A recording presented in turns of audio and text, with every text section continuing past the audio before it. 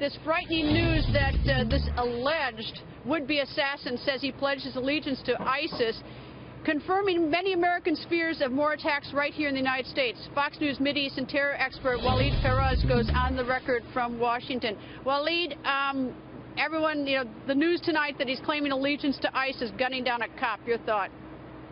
Well, first of all, there is a real problem in the first determination between law enforcement and the policy level. We all heard the police tell us exactly what this suspect has said, and that should be the determination that he belongs to an ideological faction. Now, the government is rushing to say we are interfering in this, he does not mean this, he does not mean that.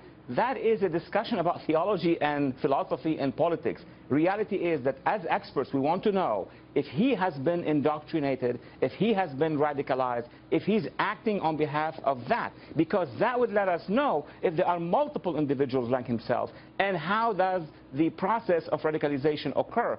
So I think the government at this point, the administration at this point in time, should help in determining that this was a jihadi act regardless of the theological debates.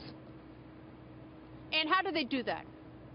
By actually admitting, like the French and the British and the Arabs and the Saudis and everybody else, that this basically comes as a jihadi act, regardless even if he's connected to ISIS or not. Maybe he is a partisan of ISIS, maybe not. That is the investigation that's going to take maybe days or weeks. But why is he doing this? It's part of what I call the jihadi cloud that has been impacting many people in Boston, in Chattanooga, in California, and elsewhere.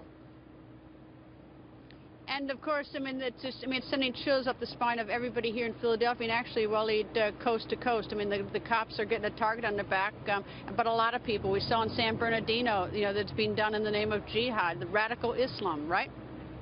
Well, the concern I have now is that we are seeing very clearly that these jihadists are triggered by a call and ideology, but then they design themselves the targeting. Look at all the targets that we've seen over the past 3 or 4 actions.